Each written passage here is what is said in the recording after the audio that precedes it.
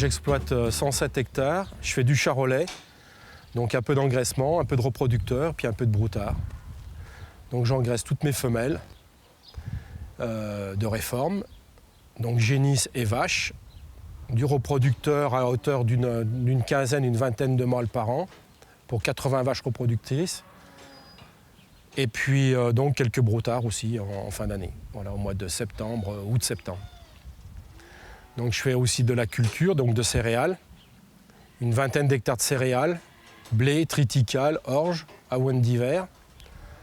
L'avoine d'hiver, c'est pour flusher les vaches au printemps, quand on commence la reproduction, c'est-à-dire au mois de janvier, fin d'hiver plutôt.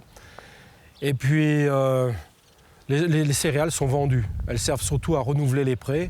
On essaye de maintenir toujours un parc de prairies en pleine production. Alors des prairies à base de fétuques, dactyles, raies gras, fléoles, trèfle violet, lotier, un petit peu de luzerne aussi dans certaines parcelles où ça convient, où il n'y a pas de drainage.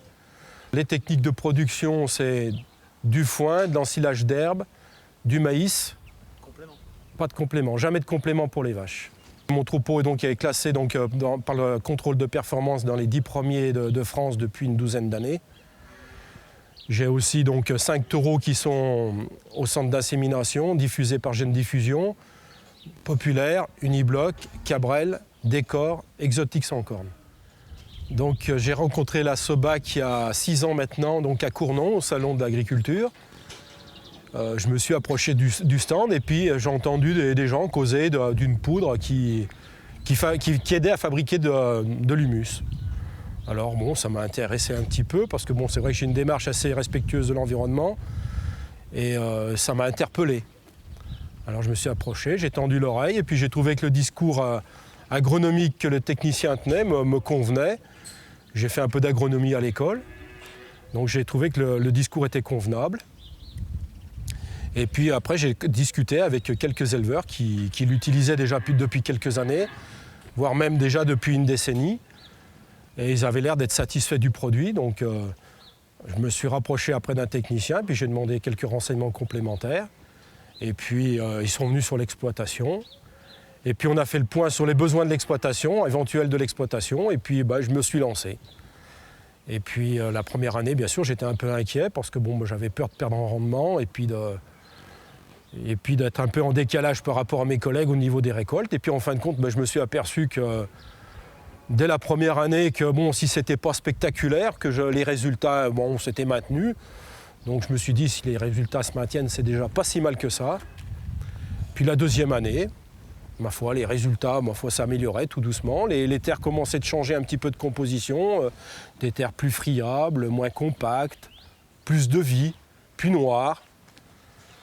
Voilà, avec des parcelles, bien sûr, pas toutes au même niveau aussi, parce que j'avais repris quelques parcelles qui étaient un petit peu à l'abandon, donc pas toujours au même niveau que les autres. Et là, je me suis aperçu que ça avait un impact plutôt très favorable sur la structure du terrain, et puis que les terres, elles repartaient assez rapidement. Alors c'est vrai que la production de l'herbe aujourd'hui est plus régulée, elle est moins par à-coups, elle est plus étalée sur la saison et de bonne qualité, avec beaucoup de trèfle. Le trèfle a bien repris le dessus puisqu'on met un petit peu moins d'azote, donc le trèfle garnit bien les prairies. Et c'est vrai que les bêtes sont tout aussi bien nourries qu'avant, voire même mieux, parce que le fourrage est sûrement plus équilibré, plus riche, plus varié. Donc c'est vrai qu'aujourd'hui, je m'aperçois que même avec une exploitation menée de façon plutôt intensive, puisque mon chargement est plutôt autour d'un 7, j'arrive à maintenir largement mes objectifs de production. Les hangars sont pleins les fins d'année. Les rendements de céréales sont au rendez-vous. Cette année, j'ai été comme les copains. J'ai fait bien sûr 37 quintaux en triticale, j'ai fait 45 quintaux en orge, et puis 27 quintaux en blé. Mais des collègues qui font au traditionnel, ils ont fait voire plus mal, avec des blés des fois qui étaient de plus mauvaise qualité encore. L'aspect sanitaire des animaux s'est amélioré. Je trouve que les animaux sont bien aussi rustiques, bien plus résistants aux maladies. Moins de problèmes de boiterie, de ces choses-là. Donc, avec une alimentation qui est moins poussée à l'azote, je suis sûr qu'aujourd'hui, mes résultats sur le plan sanitaire du troupeau sont bien meilleurs. Ça, j'en suis convaincu. Et je constate par des vélages plus groupés, une alimentation plus saine, des vaches qui digèrent mieux, un comportement des animaux qui est meilleur aussi. Voilà. Toutes ces choses-là sont au rendez-vous et je pense que j'ai gagné sur tous les niveaux, en production, en qualité, en sanitaire sur le troupeau. Et aujourd'hui, je peux dire, au bout de la 6e année, que les résultats sont probants, les rendements sont au rendez-vous. J'ai pas perdu en rendement par rapport à ce que je faisais avant, avec bien sûr beaucoup moins d'azote, beaucoup moins d'engrais, plus de potasse, plus de chaux, plus de phosphore.